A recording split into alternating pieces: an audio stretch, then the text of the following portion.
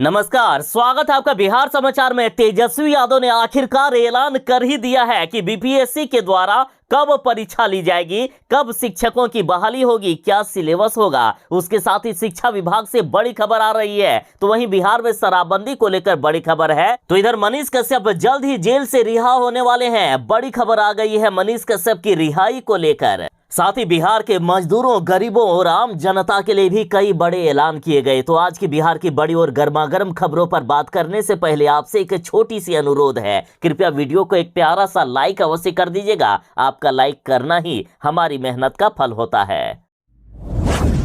7वें चरण की शिक्षक बहाली के लिए बड़ी खबर है। देखिए, शिक्षक अभ्यर्थियों के लिए बड़ी खुशखबरी। बिहार में 7वें चरण की शिक्षक बहाली प्रक्रिया मई में ही शुरू होने वाली है। मई में ही विज्ञापन आने वाला है और विज्ञापन आने के बाद 1 महीने का समय दिया जाएगा फॉर्म भरने के लिए। और अब परीक्षा का भी ऐलान कर दिया गया है। अगस्त में बीपीएससी लेगा परीक्षा। बिहार में 1,78,026 शिक्षकों की बहाली हो रही है। बीपीएससी के द्वारा परीक्षा ली जाएगी। नए नियमावली के तहत शिक्षकों की बहाली हो रही है। शिक्षा विभाग से बड़ी खबर आ रही है कि 15 मई तक यदि अधियाचना मिलती है तो उसके 1 सप्ताह के अंदर ही विज्ञापन आ जाएगा। यानी मई महीने के अंतिम सप्ताह में विज्ञापन गारंटी रूप से जारी कर देने की बात कही गई है। और अभ्यर्थियों को पूरे 1 महीने का समय आवेदन करने और त्रुटि सुधार आदि करने को मिलेगा। इस प्रकार से जून के अंत तक ऑनलाइन आवेदन लिया जाएगा। उसके बाद परीक्षा केंद्रों की व्यवस्था आदि करने और अन्य इंतजाम करने में 1 से 1.5 महीने का समय लगेगा। ऐसे में अगस्त के पहले सप्ताह या मध्य तक शिक्षक नियुक्ति परीक्षा होने की संभावना है। तो जितनी जल्दी हो सके अपनी तैयारी स्टार्ट कर दें। परीक्षा अगस्त में होने वाली है। अब यदि सिलेबस की बात करें कि आखिर क्या क्वेश्चन पूछा जाएगा, तो देखिए 1 सप्ताह के भीतर ही सिलेबस जारी होने वाला है। बीपीएससी 1 सप्ताह के भीतर सिलेबस जारी कर देगा। लालू यादव और मुख्यमंत्री नीतीश कुमार जी, क्या आप लोग कभी नहीं सुधरोगे क्या? देख लीजिए आपने कैसा बिहार बनाकर रख दिया है। बिहारियों को आज बिहार में काम नहीं मिल रहा है, इसलिए बिहारी दर दर भटक रहे हैं। दूसरे राज्यों में बिहारियों को मारा जा रहा है, दौड़ा दौड़ा कर पीटा जा रहा है। और कोई पत्रकार जब इस पर बात उठाता है तो उनको आप लोग जेल भेजने का काम करते हो। कुछ दिन पहले ही तमिलनाडु में इस तरह की बातें हुई। फिलहाल इसको अफवाह बताया गया, लेकिन अब देखिए गोवा के बारे में आप क्या कहोगे? यहां बिहारियों को खतरा बताया जा रहा है। गोवा के मुख्यमंत्री खुद ये बयान दे चुके हैं। गोवा के मुख्यमंत्री ये बोले हैं कि 90% अपराध के पीछे बिहार और उत्तर प्रदेश के लोग हैं। बताइए मुख्यमंत्री नीतीश कुमार जी और लालू यादव के बेटे तेजस्वी यादव जी, कब तक आखिर बिहारी इस तरह की किल्लत भरी जिंदगी जीते रहेंगे? कब तक बिहारियों को पूरे देश में दर दर की ठोकरें खानी पड़ेगी? क्या बिहारी आप लोगों को इसलिए वोट देता है कि आप उन्हें इतना भी हक नहीं दो कि वे अपने परिवार के साथ अपने घर पर 2 वक्त की रोटी भी सुख चैन से खा सके? देखिए, गोवा के मुख्यमंत्री प्रमोद सावंत ने कहा है कि लगभग 90% अपराध के पीछे बिहार और यूपी के प्रवासी मजदूर जिम्मेदार हैं। गोवा के मुख्यमंत्री ने यहाँ तक कहा है कि अपराध करने के बाद बिहार के मजदूर अपने राज्य भाग जाते हैं और इस वजह से मजदूरों पर कार्रवाई भी हम लोग नहीं कर पाते हैं। नहीं तो बिहार के मजदूरों को छोड़ते नहीं हम। अब बिहारियों को बिहार में काम नहीं मिल रहा है। ये लोग लगातार पलायन कर रहे हैं। जब भी कोई त्योहार का मौसम होता है या कोई देश में आपदा आती है तो ट्रेनों में जगह तक नहीं मिलती है बिहारियों के आने के लिए। सोचिए कितनी खतरनाक स्थिति है। और इसके लिए जिम्मेदार कौन है, आप ही बताइएगा कमेंट में। बिहार सरकार के लिए सबसे बुरी खबर, तेजस्वी यादव और मुख्यमंत्री नीतीश कुमार जी को बड़ा झटका लगा है। बिहार में जातीय जनगणना पर रोक लगा दी गई है। पटना हाईकोर्ट का बड़ा आदेश देखिए। हाईकोर्ट में ये कह के चुनौती दी गई थी कि जातिगत जनगणना का कार्य राज्य सरकार के अधिकार में आता ही नहीं है। अंतिम समय में नीतीश कुमार और तेजस्वी यादव को बड़ा झटका लग गया। देखिए, 15 मई को जातिगत जनगणना का कार्य पूरा होने वाला था, लेकिन उससे पहले ही नीतीश कुमार जी के सारे सपने टूट गए। बिहार में जातीय गणना का दूसरा कार्य चल रहा था। सरकार ने 15 मई तक इस चरण को पूरा करने की अवधि तय की थी, लेकिन उससे पहले हाईकोर्ट ने जातिगत जनगणना पर रोक लगा दी है। अब बिहार सरकार नहीं करा पाएगी जातिगत जनगणना। बिहार में जातिगत जनगणना हो, ये कभी भी बीजेपी वाले चाहते ही नहीं थे। खुद प्रधानमंत्री नरेंद्र मोदी जी ने जातिगत जनगणना कराने से मना कर दिया था। और जब ये फैसला हो गया कि बिहार में जातिगत जनगणना होगी तो बीजेपी वाले उछल उछल कर कूद कूद कर ये श्रेय लेने की कोशिश करने लगे कि हमने ये किया है, हमारी वजह से बिहार में जातिगत गणना हो रही है। जबकि ऐसा कुछ भी नहीं था। यदि बीजेपी वाले पहले ही मान जाते तो नीतीश कुमार जी को तेजस्वी यादव के साथ आकर जातिगत जनगणना का फैसला नहीं करना होता। आज यदि बिहार में बीजेपी की सरकार गिरी है तो इसका सबसे बड़ा कारण यही जिद्दी नेचर है बीजेपी का। और अब जब कोर्ट ने जातिगत जनगणना पर रोक लगा दी है तो इस पर तेजस्वी यादव बोले हैं कि बीजेपी वालों चंद दिनों की खुशियां मना लो, आज नहीं तो कल होकर रहेगा जनगणना। तेजस्वी यादव ने कहा कि ये गणना नहीं बल्कि जाति आधारित सर्वे है और इसका मकसद बिहार के गरीबों को फायदा पहुंचाना है, आज नहीं तो कल बिहार में होकर रहेगी। कोर्ट के फैसले से बीजेपी खुशी मना रही है ना, इनकी खुशियां ज्यादा दिन नहीं चलेगी। तेजस्वी यादव ने कहा है कि हम मानने वाले नहीं हैं, सुप्रीम कोर्ट में अब अपील करने की बातें हो रही है। तेजस्वी यादव बोले कि जातिगत गणना से ये फायदे होते कि इससे गरीबी दूर होती, पिछड़ापन दूर होता और समाज के अंतिम पायदान तक के लोगों को सरकार की योजनाओं का लाभ मिलता, जो बीजेपी वाले कभी नहीं चाहते हैं। पर हमारी सरकार ये काम पूरी करेगी। फिलहाल कोर्ट के डिटेल ऑर्डर का इंतजार है। सन ऑफ बिहार, बिहार के बेटे मनीष कश्यप को बड़ा झटका लगा है। मदुरई कोर्ट से मनीष कश्यप को राहत नहीं मिली। मनीष कश्यप अभी भी जेल में ही रहेंगे। मनीष कश्यप को फिलहाल मदुरई की सेंट्रल जेल में रखा गया है। मदुरई कोर्ट ने 17 मई तक न्यायिक हिरासत बढ़ा दी है। मनीष कश्यप अभी जेल में ही रहेंगे। इनका अभी बाहर निकलना मुश्किल सा लग रहा है। कोर्ट ने मनीष कश्यप की रिमांड की अवधि 12 दिन और बढ़ा दी है। मनीष कश्यप अब कम से कम 17 मई तक जेल में रहेंगे। उनकी जमानत पर सुप्रीम कोर्ट में अभी भी सुनवाई चल रही है।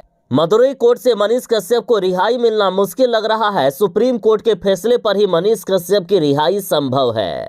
तो इधर मनीष कश्यप का कहना है कि तेजस्वी यादव और बिहार के नेताओं ने मुझे फंसाया है। तेजस्वी यादव मुझसे डर रहे थे, इसलिए मुझे जेल में डलवा दिया गया। तो इधर मनीष कश्यप के वकील ने कहा है कि जल्द ही मनीष कश्यप की रिहाई होगी। हमें सुप्रीम कोर्ट पर पूरा भरोसा है।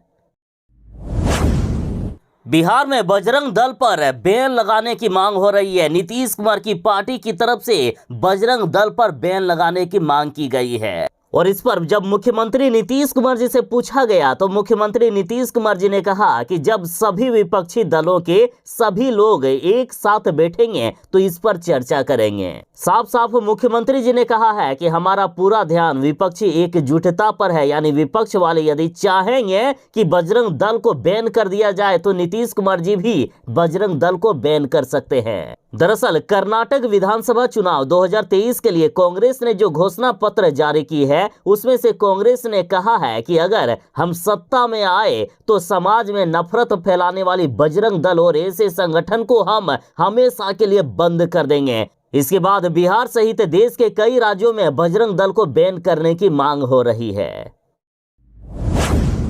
देखिए, मुख्यमंत्री नीतीश कुमार जी की पार्टी चाहती है कि बिहार में बजरंग दल को हमेशा के लिए बंद कर दिया जाए, तो इस पर बीजेपी वाले भड़क गए हैं। गिरिराज सिंह ने यहां तक कह दिया कि जब तक सनातन का बच्चा जीवित रहेगा बजरंग दल पर नहीं लगेगा रोक, हिम्मत है तो रोक लगाकर दिखा दो। तो इधर बिहार के नेता प्रतिपक्ष विजय कुमार सिन्हा ने कहा है कि जब रावण बजरंग बली को नहीं बांध सके तो उनकी विचारधारा को ये रावण बुद्धि वाले लोग क्या बांध सकेंगे। यदि किसी में हिम्मत है तो बजरंग दल को बैन करके दिखा ले। हम भी देखना चाहते हैं आखिर किसमें कितना है दम। बीजेपी ने सारे विपक्षी नेता जो बजरंग दल को बैन करना चाहते हैं उनको रावण विचारधारा के लोग बताया है। बागेश्वर सरकार धीरेंद्र शास्त्री को तेज प्रताप यादव बिहार आने से रोकना चाहते हैं। तेज प्रताप क्या, पूरा राजद ये नहीं चाहता है कि बागेश्वर धाम के महाराज बिहार आए और बिहार में आकर हनुमान कथा कहे, बिहार में आकर हिंदू राष्ट्र की बात कहे। तो इस पर बीजेपी ने बड़ी बात कह दी है। बीजेपी ने तेज प्रताप यादव और तमाम राजद के वैसे नेता जो धीरेंद्र शास्त्री को रोकना चाहते हैं उनको जानवर कह दिया है। कहा है इन जानवरों को पिंजड़ों में बंद कर देना चाहिए। देखिए, बिहार के नेता प्रतिपक्ष विजय कुमार सिन्हा ने बड़ी बात कह दी। इन्होंने कहा कि बाबा बागेश्वर के बारे में जो लोग उठपटांग ध्यान दे रहे हैं उनका पतन तय है। जो सनातन का विरोध कर रहे हैं वह जानवर की तरह है और 21वीं सदी में उनका स्थान पिंजड़े में है। उन्हें पिंजड़े में बंद कर देना चाहिए। तो इधर अब केंद्रीय मंत्री ने कह दिया कि बागेश्वर बाबा को रोकने वालों के झड़ जाएंगे 32 दांत। आखिर किसकी मजाल है जो हनुमान जी के भक्त को रोक ले? आखिर किसकी मजाल है जो बागेश्वर बाबा को रोक ले? यदि किसी में हिम्मत है, किसी में दम है, तो इन्हें रोक कर दिखा दे। केंद्रीय मंत्री अश्विनी चौबे ने भागलपुर में बागेश्वर बाबा का विरोध करने वालों को दबंग अंदाज में चेतावनी दे दी है। इन्होंने कहा है